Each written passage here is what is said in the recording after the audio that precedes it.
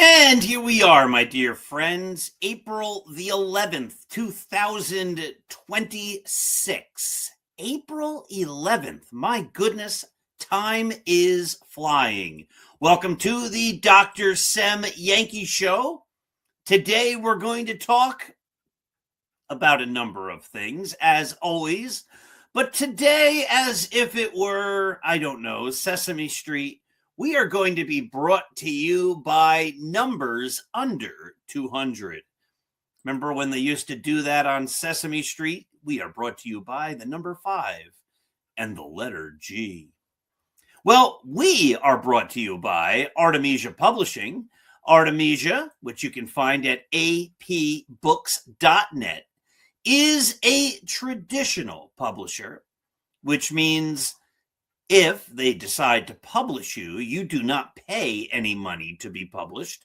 They instead pay you. An independent traditional publisher located in the good old United States of America. Artemisia has a wide selection of fantastic books that encompass a wide variety of genres. And an author who's written in numerous of those genres for Artemisia is me. That's right. I've been fortunate and honored to be published by Artemisia many times.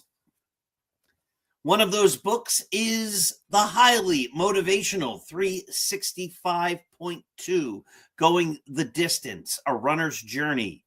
If you need motivation to get up and go do something that you heretofore thought was impossible, it's not. Read this book.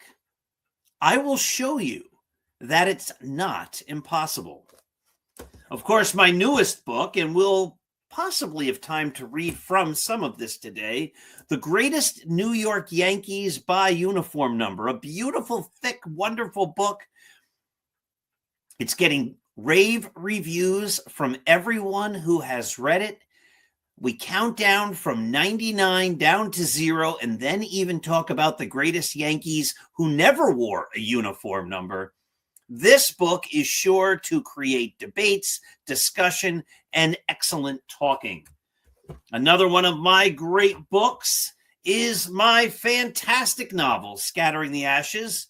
If you have not read Scattering the Ashes, your life, well, is somewhat incomplete. As great as your life might be, it's somewhat incomplete. You need to read the greatest novel ever written, and it just happened to be written by me, Scattering the Ashes. It'll make you laugh. It'll make you cry.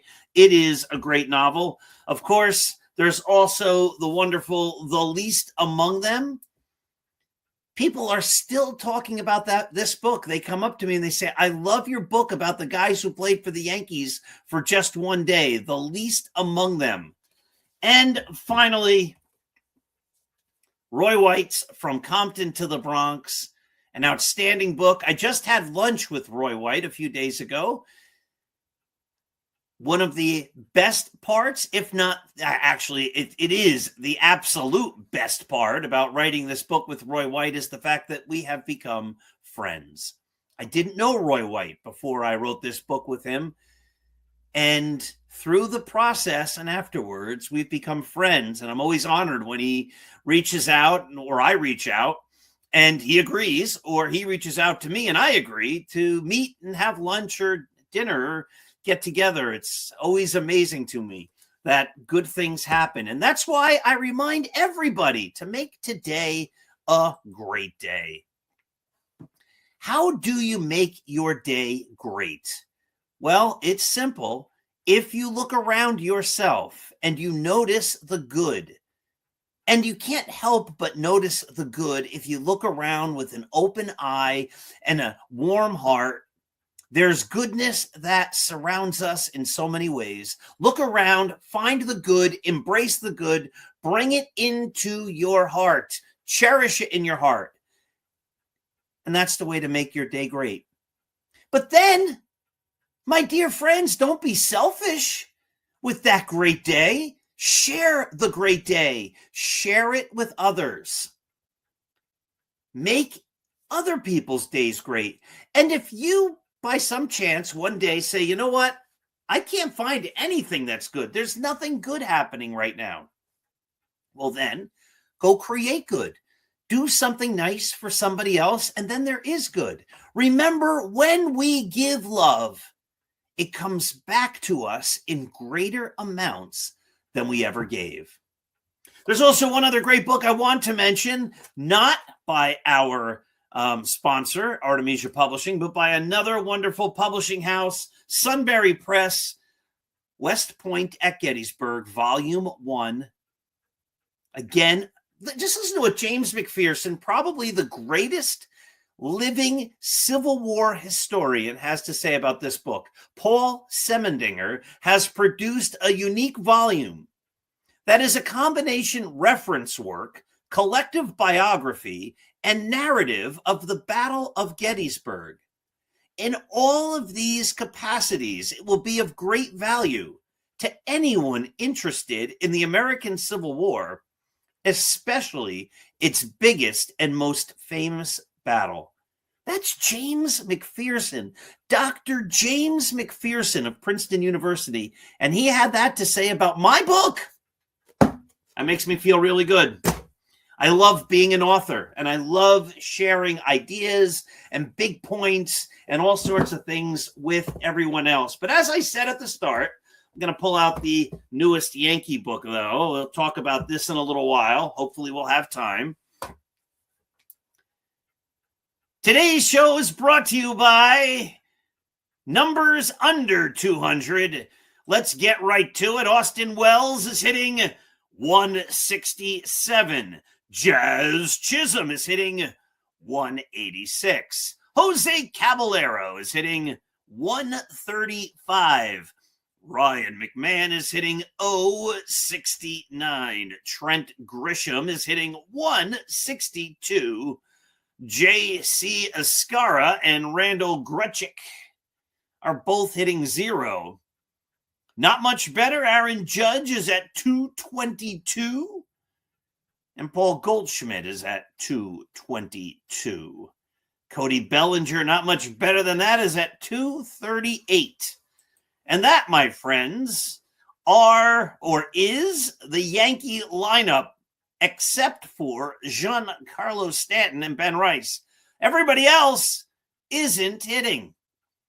So what a difference a few days makes. Earlier this week, I was in Hershey, Pennsylvania, watching my wonderful grandchildren, the cutest kids in the entire world. They just fill my life with joy and happiness. And it's indescribable. It really is indescribable to talk about the joy that grandchildren can bring. I mean, I don't know if there was anybody, and people who know me might tell you that they would agree with this, but they would, I can't see how they would disagree. They're going to tell you this is true. I don't think anybody loved being daddy more than I did, raising 3 boys. Every day I'd come home from work, and the first thing I would do is I would play with my kids. We played with toy cars and toy trains and toy trucks, and we read books, and we played baseball and soccer, and we ran around the yard, and we ran outside, and we rode bikes, and we traveled, and we did everything that you could do. I coached them in soccer. I coached them in baseball. I coached them in basketball, even though I know nothing about basketball. And it was great. I loved being a dad, and I loved watching my children grow up. And I was sad when they grew up. I was sad when we put the rescue heroes away. And I was sad when we put the toy trains away. And I was sad when we put the Legos away and the Lincoln Logs and all of the various toys and things and the blocks that we played with. And now I get the opportunity, probably about twice a month, to spend some extended time with my grandchildren. And a lot of people say with grandkids, oh, the best part is you get to leave. You get to put them away and go on with your life. I got to tell you, the worst part is when I get to leave. When my wife and I leave the grandkids, we're sad. It is just a pleasure to watch them play and to watch them smile and to play along with them and read to them and, do all the things that I did as a daddy, now as a grandpa. And it's just one of the special joys. And it's not better than being dad, but my goodness, when you're in the thick of it and you're doing it, and we had the opportunity to be with them for 5 days. And for a few of those, we took care of them as my son and his wife traveled. It's just the best. But back then, earlier this week, when I was watching the grandkids and trying to find time to do the show at night after I put them to sleep, I was optimistic and I said the Yankees are doing great. I think they were 7-2, I believe. And I said, now they're going to come home and play the Oakland A's or the Sacramento A's or the soon-to-be Las Vegas A's, whatever they are. And, well, I wouldn't be surprised if the Yankees swept. That's what I said. Well, the Yankees almost got swept. They lost 2 of 3. It was the first time since 2016 that the Oakland A's won a series at Yankee Stadium. A lifetime ago. Well, 10 years, but you get the idea. And here was the problem. Today's show is brought to you by all numbers under 200. Austin Wells, 167. Jazz Chisholm, 186. Jose Caballero, 135. Ryan McMahon, 069. Trent Grisham, 162. J.C. Escara and Randall Gritchick, 0 for both of them. That's pretty bad. That is pretty bad to have that many guys on your team who aren't hitting. And as I said, when I ran through those numbers the first time, Judge is hitting 222, Bellinger's at 238, and Goldschmidt's at 222. Now, again, all of those numbers were before the game last night. I record these programs on Friday before the game most often. I had to do it for this week's show because as you're watching this, I will be on a highway driving out to Hackettstown, New Jersey, to do a presentation, an early morning breakfast presentation on West Point at Gettysburg. Now, some people say, Dr. Sem, we would love to have you come to our organization. We would love to have you talk about one of your many books or all of your many books.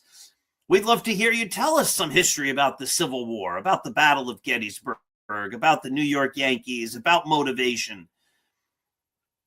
Well, you can reach me at Dr. Paul Sem, author at Gmail, if you would like to have an opportunity to have me come to an event at your place.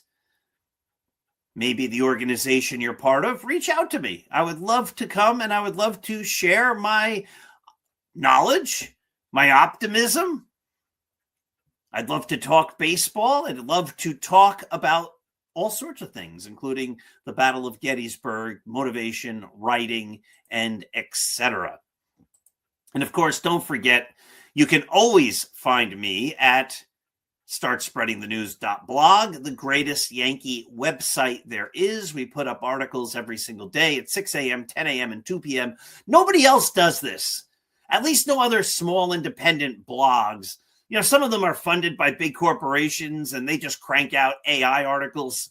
You can tell sometimes some of the articles you see on some of the other Yankee sites, it's just like generated like junk. Every one of our articles is written by us. We write the articles. Nobody else does. And nobody else does it better. We have a staff of great writers who do this because they love doing it. So come to Start Spreading the News. So what do I think about the Yankees right now? What am I thinking? Am I optimistic? They're in first place. They're 8-4. They're playing the Tampa Bay Rays. Well, if the Yankees sweep the Rays, they'll be 11-4, and all will look well. If the Yankees get swept by the Rays, the Yankees will be 8-7 and things won't be looking so great. If the Yankees win one and lose two, that won't look so great. If the Yankees win two and lose one, again, not so bad. They'd be 10-5, And if you're 10-5, you have double the amount of wins than losses in spite of all the problems they're having. Well, maybe they're okay. I wrote in the game summary the other day that in the game on Thursday, Jose Caballero, late in the game, with a 1-2 pitch, the Yankees, I think at that point, were still being no hit. They only got one hit, so it might have been after the one hit. Caballero hitting at that point about 142, as I recall, took a pitch. It was an obvious strike. And then he did the head tap thing, like, I'm challenging that. It was a called strike. It was an obvious strike. And then it was a strike. And I think that was the last Yankee challenge. You know, I like the idea of getting balls and strikes correct. And I think what the ABS system is showing is that by and large, the umpires are really good. When they're missing, they're barely missing. I mean, these guys are doing a great job by and large. But for a 142 hitter in a non-critical moment with 2 outs to challenge a pitch is absurd. It's asinine. It makes no sense. And it boils down to one of the problems I have with the Aaron Boone Yankees since Aaron Boone took over. There's just no greater understanding of the game and situations. Never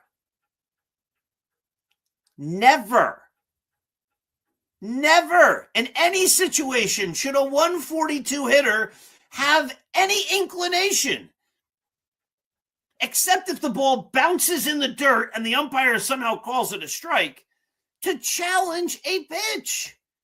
Even if he got that and it was made the count 2-1 instead of 1-2 or whatever, or 3-1, it wasn't going to make a hill of billions of difference. The guy's hitting 142. The manager has to set up some boundaries. The manager has to say, hey, listen, Jose, I hope you hit 500 the rest of the year. I believe in you. Go get him. But until you're hitting 500 the rest of the year, until you prove you're a legitimate hitter, you're not to challenge any of those calls. We don't want to lose our calls, our challenges, because a 142 hitter wasted our last one.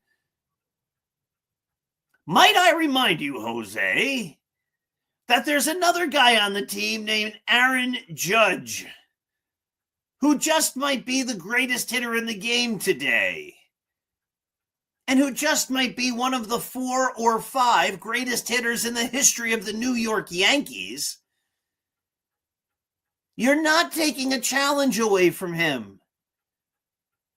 I know he's not hitting yet, but he's Aaron Judge. You, sir, are Jose Caballero. You're a backup playing regularly and not well, only because our regular shortstop, who doesn't really play that well, is injured and unable to play. You do not have the luxury, kind sir, of challenging a pitch, especially when it's our last challenge. No. You have to be able to differentiate, to understand the moment, and to not challenge.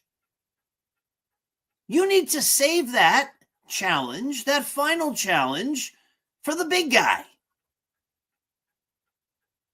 You don't waste it. I think it was the 7th inning, but I didn't write this all down. I didn't go back and look at the box score. When it happened, I'm like, what?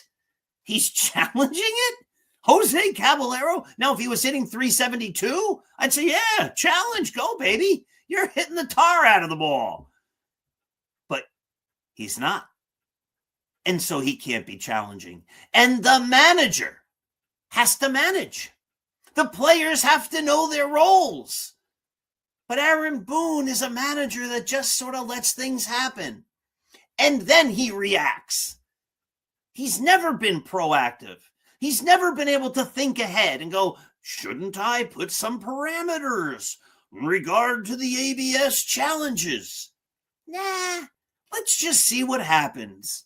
And then if it doesn't work out well, then I'll address it. I'll react to something negative rather than being proactive and ahead of something so that we actually have a strategy. This is one of the problems with the Yankees. Their manager doesn't manage. He's never really managed. He lets the game play and then he reacts to what's happening. But a great manager is thinking innings in advance. I had this wonderful distant uncle, I guess you'd say. His name was Uncle Henry, and he would come on Thanksgiving. Now, Uncle Henry emigrated from Germany. He spoke with a heavy German accent. And Uncle Henry was, I don't want to say a master chess player, but he was a darn good chess player. And among the family, the only other member of the family that knew how to play chess is me. Now, I am not a master chess player. I am not a novice chess player. I'm not a third grade elementary school level chess player. I'm a guy who knows that the rook goes forward and backward and side to side, and the bishop goes diagonally, and the horse jumps one up and one diagonal and things like that. And I call it a horse, not a knight, and I call the castle and not a rook. And I forget which side the king and the queen go when they're lining up, and then somebody reminds me, and then I go, oh yeah, I can play chess. I'm not good at chess. When I play chess, I think of my first move, which I don't really know why I'm doing it, but I do it. And then all I can do is react to what the other person is doing. And so on Thanksgiving every year, Uncle Henry would go, bing, bang, boom, chess. He wouldn't say check. He would say chess. And I go, what? Chess. Already? And then I'd move my king. And then he'd go, chess. And I'm like, what? How? And I'd move my king. And then he'd go, checkmate. And that was it. And that's what happens to the Yankees. Aaron Boone manages like I play chess. And we'll see what happens. I got my lineup, and if it all works, it's great. But if it doesn't work, I don't know what to do. Now, I was having this discussion on Start Spreading the News on Friday, just a little bit. A lot of people like to tout the fact that the Yankees led the league in runs scored last year, and they have led the league in runs scored in a lot of different years. They score runs. They do. They're a good run scoring team. It's a solid offense. And they tell you this, and they get passionate about it. And the Yankees score a lot of runs. And I made the point that the Yankees do score a lot of runs. But if you score 10, 10, 10, and then 0, 0, 0, while your run score average is 5, those zeros are problems, as are the 10s. The 10s bring up the number, but the average doesn't really indicate how the Yankees have really performed as hitters. If you're winning a game and you win a game 10-3, most of those other 7 runs, the difference, or the other 6 runs, are probably irrelevant. And that's probably a game that the Yankees were up 6-1, then 8-1, then 9-2, and then they got a run 10, and the other team gets a run at the end 10-3 or whatever like that. most of those runs, the game was settled. It was long ago settled. But then when the Yankees lose 1-0, 2-1, 3-2, you see time and time again that they don't know how to manufacture runs. They can score when Giancarlo Stanton homers, when Aaron Judge homers, when Jazz Chisholm homers, when Austin Wells and Ben Rice homer, they can win. But if the other team is shutting them down and not letting them get extra base hits, the Yankees don't know what to do. And Aaron Boone, who's managing minute by minute and reacting to what's happened rather than planning ahead, doesn't know how to manufacture runs. This is why the Yankees lose year after year in the postseason, because the manager isn't managing. And the other manager is like my Uncle Henry. He's innings ahead. He's planned things out that the Yankee side doesn't have any clue about. The Yankees are going like, oh, next inning, we're going to send up Jose Caballero, Austin Wells, and Randall Grichuk. Well, let's see what happens then. Let's hope for the best. Meanwhile, the other team's going, well, if we can get those three guys out this inning, and then the next inning we'll get this guy and that guy, I can bring in my right-hander to face Judge. Now, of course, he'd then have to face Bellinger, but then Bellinger's hitting only 174 against this guy. I mean, they're thinking innings in advance.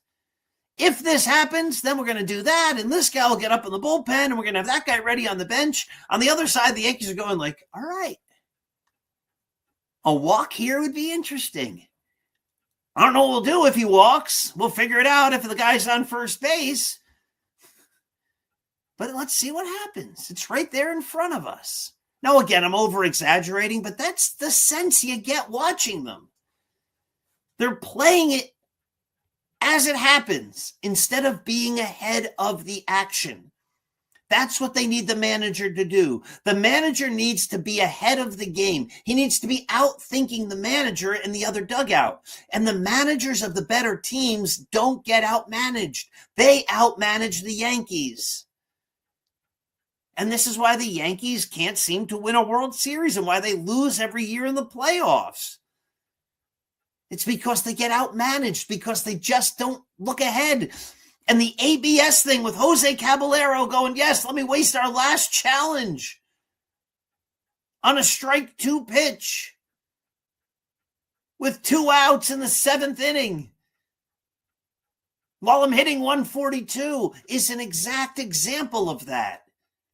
A good manager would be ahead of that by a mile. A good manager would have said to the guy before he even went up, listen, I don't care if you think he threw a pitch 4 feet outside. You're not challenging it. Don't challenge. You don't have the right to challenge right now. Not with our last challenge.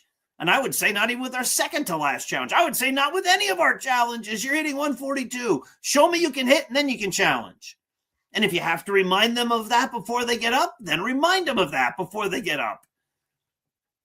But that's not how the Yankees operate. Oh, challenge. Oh, nope, it was a strike anyway. They have to figure this stuff out. They need to get ahead of what they're trying to get ahead of. You know, speaking of getting ahead, we're already at the half-hour mark. Time flies. It goes too quickly.